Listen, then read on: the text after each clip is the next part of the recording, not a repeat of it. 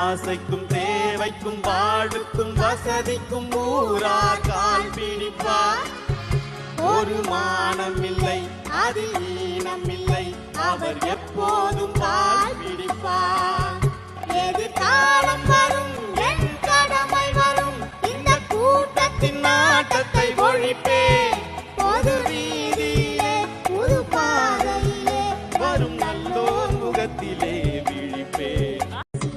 ஆசைக்கும் தேவைக்கும் வாழ்வுக்கும் வசதிக்கும் ஊரா கால் பிடிப்பார். ஒரு மானம் இல்லை, அதில் ஈனம் இல்லை, அவர் எப்போதும் பால் பிடிப்பார்.